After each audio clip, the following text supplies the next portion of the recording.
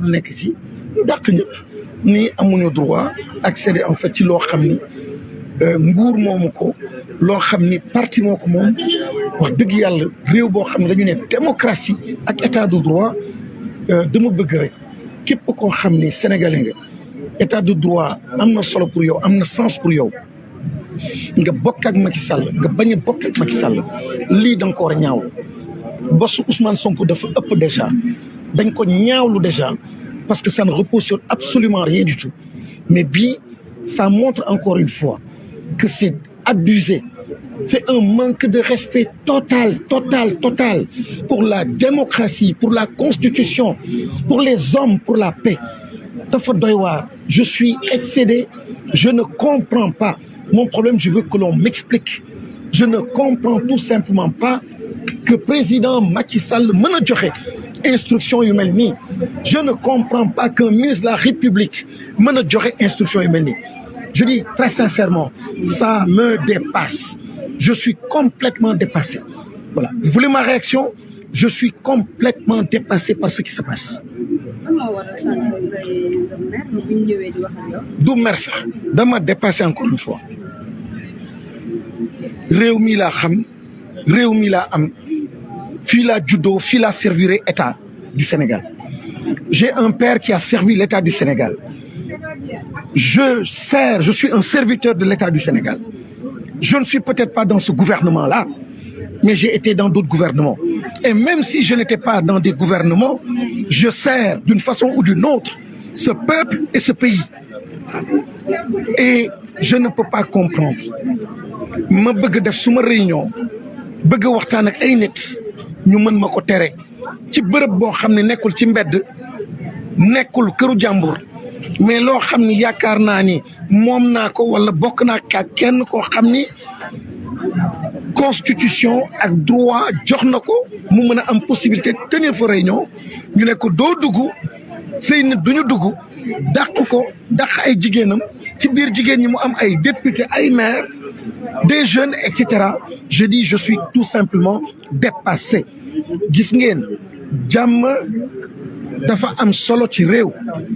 et la paix ce n'est pas l'absence de guerre la paix ce n'est pas l'absence de violence la paix leneen la dégg nga de mooy mbir yi calme na ñu ne jàmm am na déedéet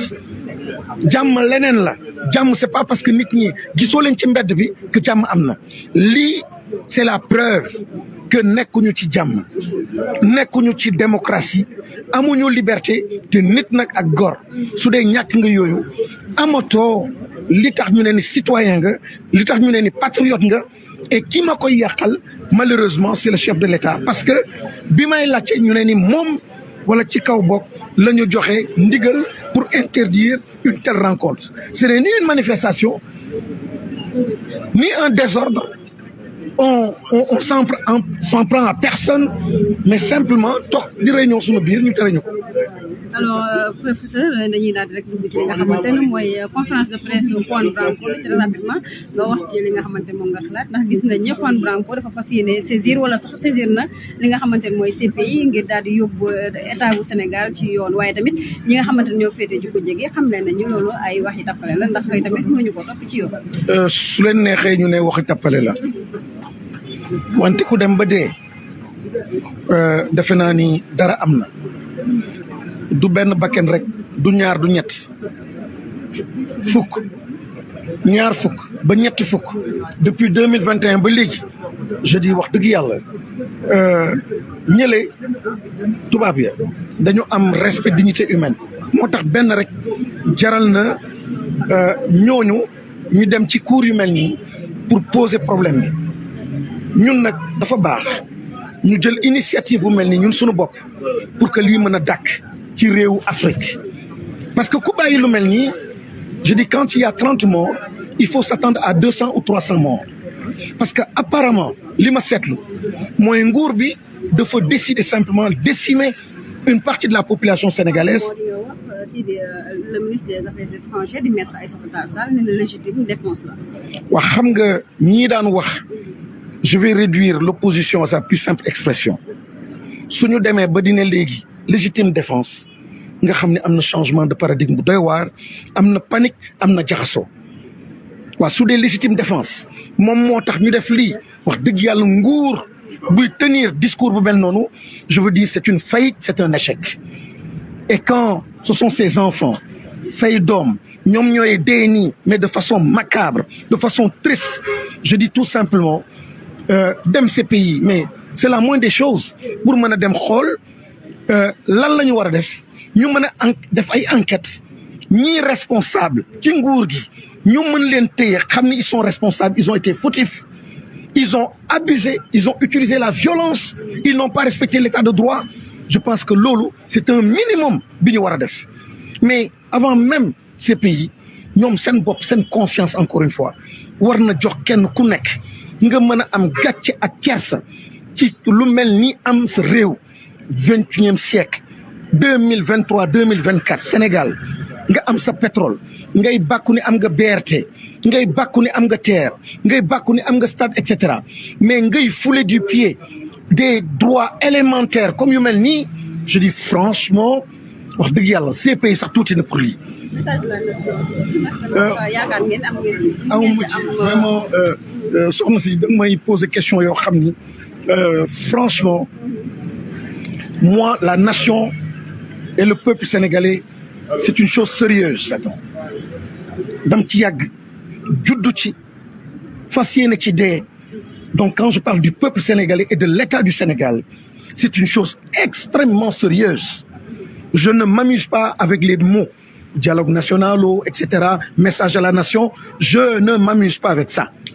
je dis am na loo xam ne si xol lay jóge ci ay xol lay tabbi lii Macky Sall su doon metti na ko lii am lii yëpp la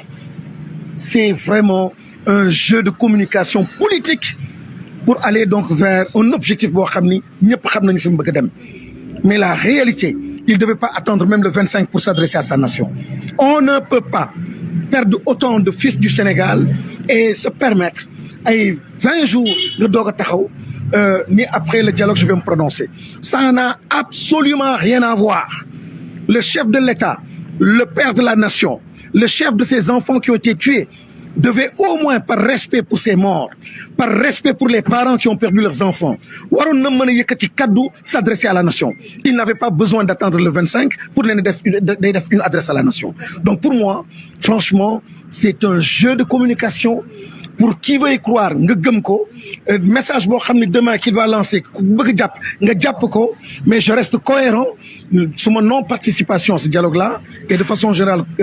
Yewwi Askan Wi c'est tout simplement pour ne pas donner du crédit à ce qui est en train d'être fait jërëjëf. mi ngi noonu ñu dem xool essayer xool ki nga xamante ni mooy le président Déthié Fall ba xam waa sama bagage la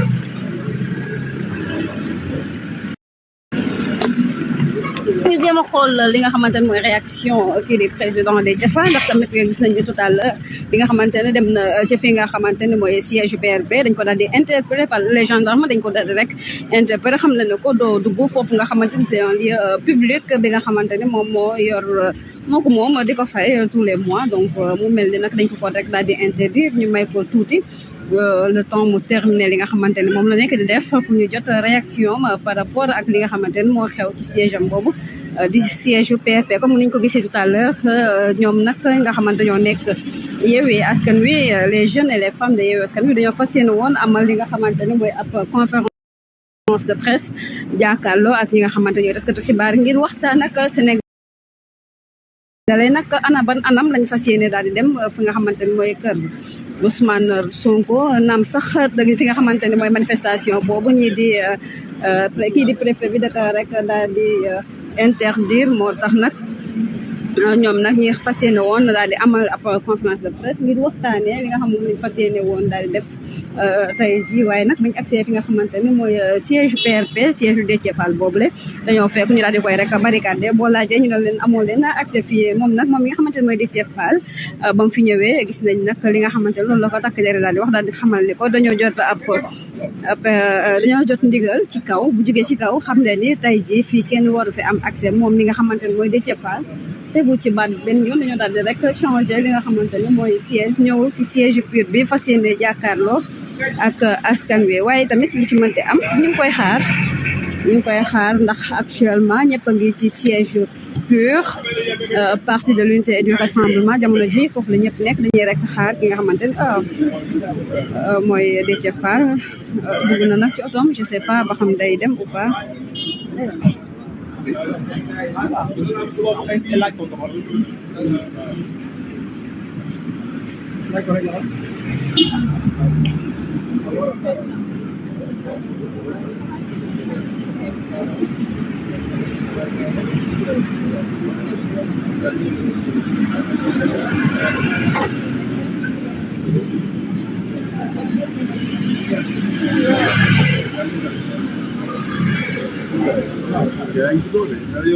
waaw non président la ñuy jël